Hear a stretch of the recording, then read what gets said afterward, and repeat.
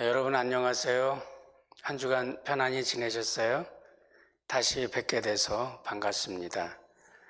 자, 우리 하나님 말씀 함께 보도록 하십시다.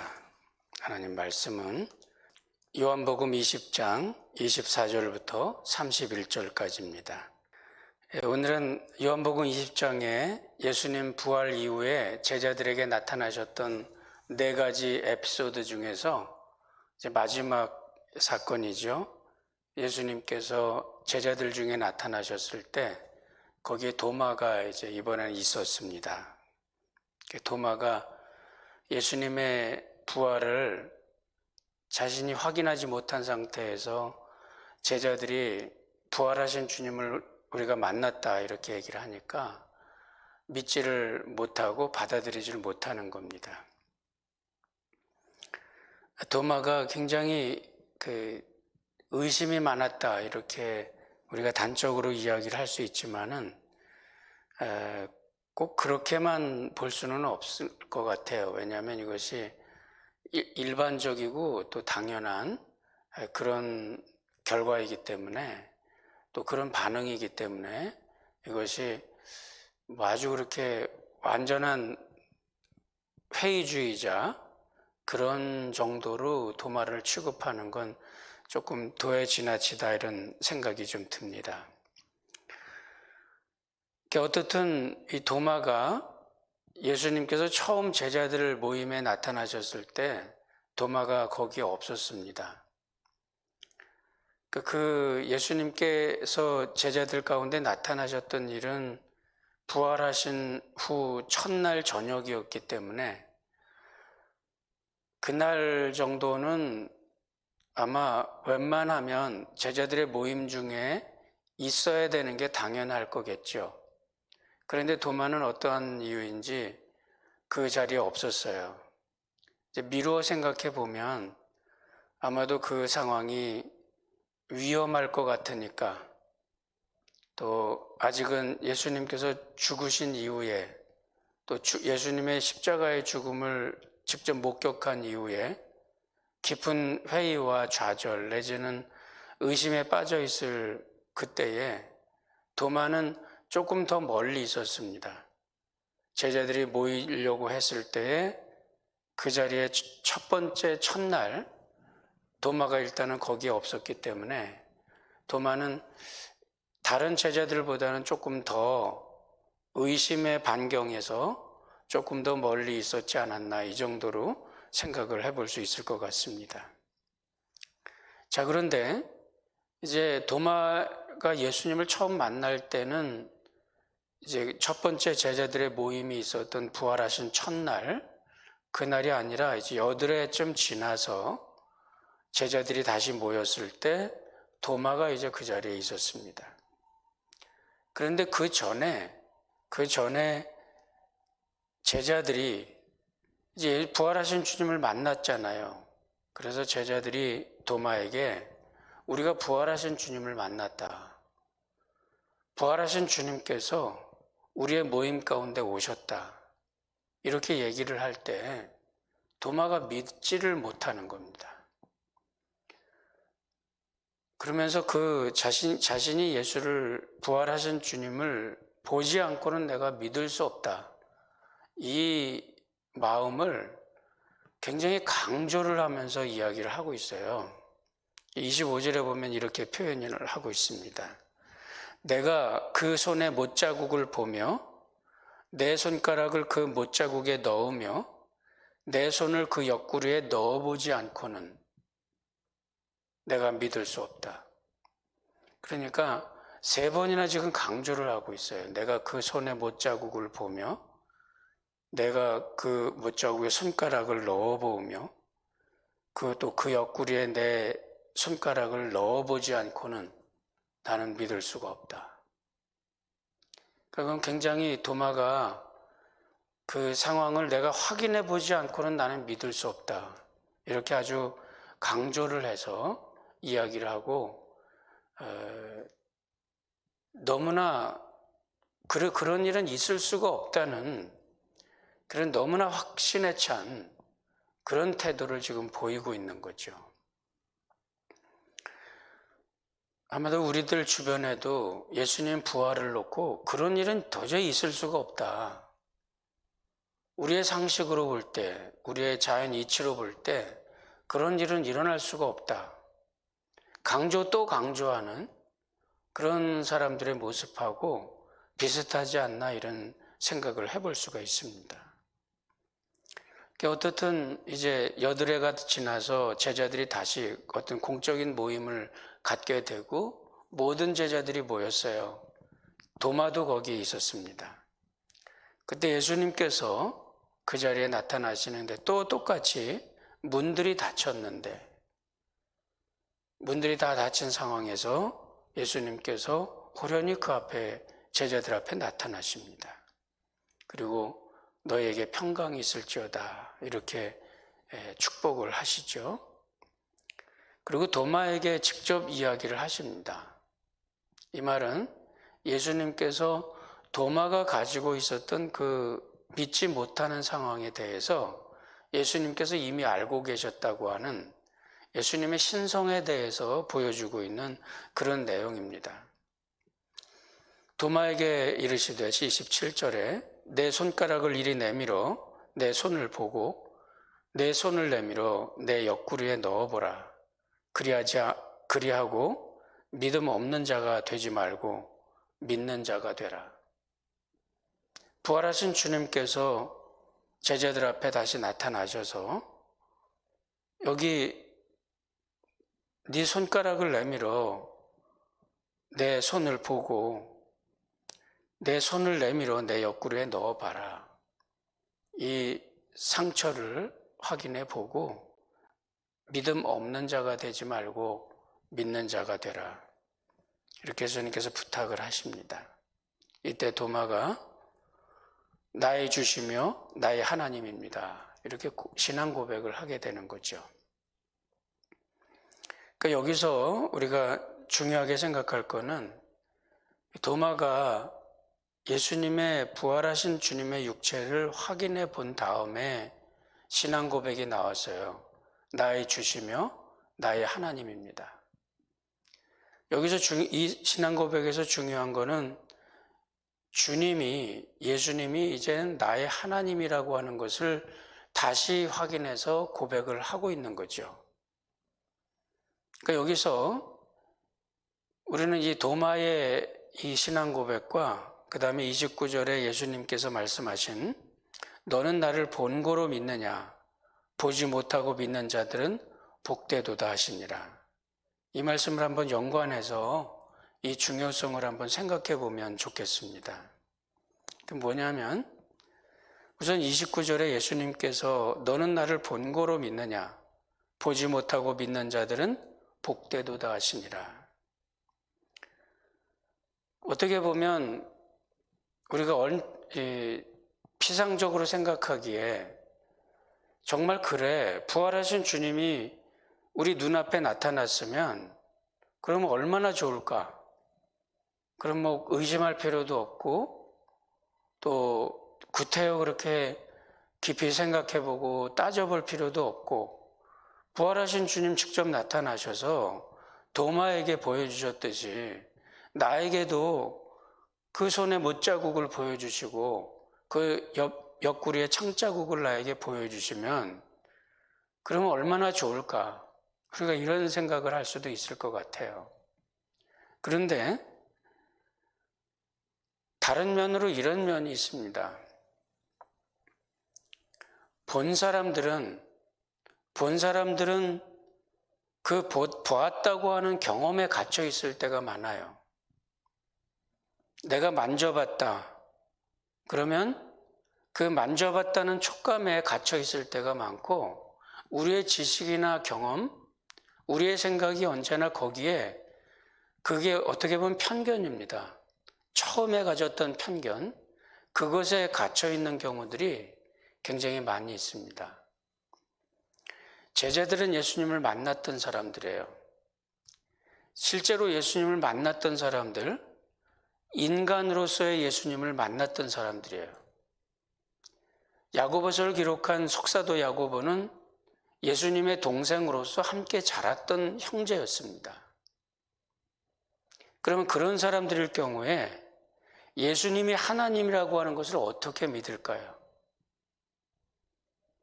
그게 믿기가 쉬울까요? 그건 믿기 쉽지 않습니다. 만약에 예수님을 보지 못한 우리들이 예수님은 하나님입니다. 예수님은 하나님인 동시에 인간입니다. 우리가 이것을 부인하게 되면 이단으로 빠집니다. 교회에서는. 그런 전통 속에 우리가 있기 때문에 예수님은 하나님이고 예수님은 당연히 신성을 가지신 분이고 동시에 인성을 가지신 분이다. 우리는 그걸 믿어요. 어떻게 보면 보다 쉽게 믿습니다. 제자들은 예수님이 사람으로서의 예수님에 대한 경험을 갖고 있는 사람들인데 그 제자들이 예수님이 하나님이라고 하는 사실을 믿는다는 것은 굉장히 어려운 일이에요. 어떻게 보면. 예수님이 실제로 많은 이적을 보여주시잖아요. 사도 요한은 그걸 가리켜 이제 다음 구절에서는 표적이라 이렇게 얘기하는데 표적이라고 하는 뜻은 뭐냐면 그 기적이라는 것이 예수님이 하나님이라고 하는 것을 증거하는 그 증거가 되었다라고 믿을 때에 그것을 가리켜 표적이라고 말합니다. 그럴 경우는 매직이 아니고 그것은 표적이 됩니다. 하나님의 능력이 동반돼서 예수님이 하나님의 보내신 하나님 아들이라고 하는 또 하나님 자신이라고 하는 것을 보여주었던 그 사건이 표적이에요. 그러니까 그 당시에 사람들에게 예수님이 하나님이라는 사실을 증거하기 위해서 하나님은 굉장히 애를 쓰신 것을 우리는 알 수 있습니다. 표적을 보여주시고 예수님이 하나님이 보내신 분이라고 하는 것, 예수님이 하나님 자신이라고 하는 것, 예수님이 자연의 이치를 거스릴 수 있는 초자연적인 분이라는 것, 이것을 예수님이 하나님이 증거를 해야 됐습니다. 그게 두나미스예요. 표적. 자, 그러니까 그 당시서부터 가장 중요한 이슈는 뭐냐면 예수님이 과연 하나님인가 하는 거예요. 부활하신 주님을 만나고 나서 도마는 고백하기를 나의 주시며 나의 하나님입니다. 부활하신 주님을 만나고 경험하고 나서 비로소 그는 예수님이 인간이라고 하는 그 테두리, 그 편견을 깨뜨리고 예수님이 하나님이라고 하는 것을 다시 받아들이고 그리고 그 신앙 고백을 다시 하게 되는 겁니다. 이건 굉장히 중요한 문제예요. 그러니까 예수님께서 말씀하시기를 너는 나를 본고로 믿느냐? 보지 못하고 믿는 자들은 복되도다. 보지 못하고 믿는 사람들은 오히려 더 잘 믿을 수 있어요. 우리가 어떤 면에서는 예수님 당시에 예수님과 함께 호흡하고 살았던 그 제자들보다 더 가깝게 예수를 믿을 수 있습니다. 더 신비로운 하나님을 내가 더 그 은혜 가운데 더 깊게 만날 수 있습니다. 이것이 사실입니다. 그렇기 때문에 보지 못하고 믿는 사람들은 복되도다 하는 이 말을 우리가 그런 다른 차원에서 생각을 해볼 수 있습니다.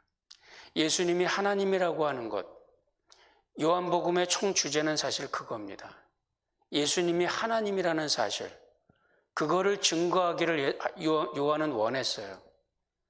예수님이 인간으로 오셨다는 것, 마태복음, 누가복음, 마가복음, 특별히 마태복음과 이 누가복음은 예수님의 탄생을 잘 묘사를 하고 그것부터 잘 자세히 기록을 합니다. 예수님이 인간인 것을 증거하고 싶었을 때, 그러나 예수님이 태초에 하나님과 함께 계셨던 하나님 자신이라고 하는 것, 요한복음은 그 단어부터 시작을 하거든요. 요한복음에서 요한은 예수님이 하나님이라는 걸 증거하고 싶었어요. 많은 사람들이 그것을 받아들이기 어려워했습니다. 그래서 보지 못하고 믿는 사람들이 오히려 예수님이 하나님이라는 것을 더 잘 받아들일 수 있게 된다는 거죠. 그것이 오히려 복이고 그것이 오히려 신앙의 하나님의 축복이 될 수 있는 겁니다. 베드로전서 1장 8절은 그렇게 말씀합니다. 예수를 너희가 보지 못하였으나 사랑하는도다. 이제도 보지 못하나 믿고 말할 수 없는 영광스러운 즐거움으로 기뻐하니. 너희가 예수를 보지 못하였으나 사랑하는도다. 이제도 보지 못하나 믿고 말할 수 없는 영광스러운 즐거움으로 기뻐하니. 이방 신자들을 향해서 베드로는 이 땅을 살아가는 나그네와 같은 그 신앙의 역정을 살아가는 그들에게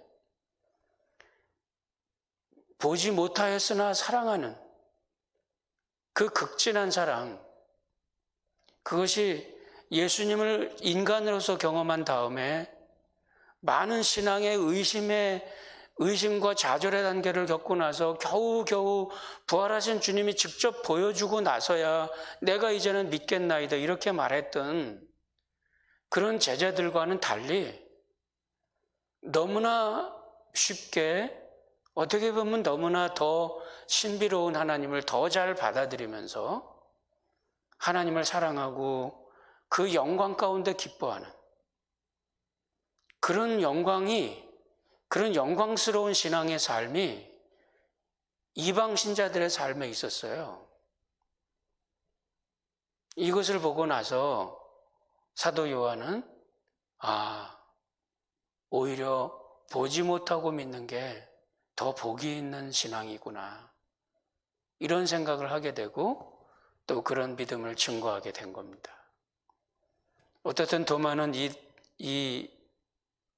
그 의심의 장벽을 넘어서 아주 훌륭한 선교사로서의 삶을 살고, 인도 남부에 도마교회가 있어요. 인도까지 가서 거기서 복음을 전하고 교회를 세우고 그러다가 거기서 순교를 합니다. 그런 모습을 보면 확신을 갖게 됐을 때 곧바로 행동하고 그대로 살았던 그런 모습, 어떻게 보면 도마의 그런 훗날의 행적이 참 신앙생활을 하는 저로서는 참 부러운 그런 멋진 인생을 살았던 분 아닌가, 이런 생각을 해봅니다. 30절, 31절에서는 어떻게 보면 요한복음 전체의 결론이라고 말할 수도 있습니다. 예수님께서 제자들 앞에서 이 책에 기록되지 아니한 다른 표적도 많이 행하셨으나, 표적은 아까 말씀드린 대로 하나님이 자신이라고 하는 것을 증거하는 것이고, 또 여기서는 이 요한복음에서는 그 중에 선별한 몇 가지의 표적을 기록했다, 이렇게 얘기를 하는 겁니다. 그 이유는 31절에 오직 이것을 기록함은 너희로 예수께서 하나님의 아들 그리스도이심을 믿게 하려 함이요 또 너희로 믿고 그 이름을 힘입어 생명을 얻게 하려 함이니라. 결국은 이 요한복음 전체에서 이 표적을 기록하고 표적에 대한 의미를 해설하고 이렇게 기록을 했던 이 요한복음 전체는 결국은 예수께서 하나님의 아들 그리스도이심을 믿게 하려 하며, 다른 말로 예수님이 하나님인 것을 믿게 하고 싶었다, 이 말입니다. 또 너희로 믿고 그 이름을 힘입어 생명을 얻게 하려 함이라. 그것을 믿게 되었을 때, 그 생명이 우리 속에 약동하기 시작할 때 우린 참으로 어떻게 보면 멋진 그런 신앙인의 삶을 살아갈 수 있는 거죠. 사도들에게는, 또 사도 요한에게는 그 예수와 함께 살 수 있었던, 예수와 함께 죽을 수 있었던 그 제자들의 모습, 그 제자들의 생명 속에 더 깊은 능력으로 자리하고 있었던 영생의 능력, 영원한 생명, 그 능력이 우리들에게 있어서 이 땅에서 우리들의 신앙인의 삶이 참 확신이 있고 또 기쁨이 있고 영광스러운 즐거움이 있는 그런 은혜가 있기를 바랍니다. 기도하십시다.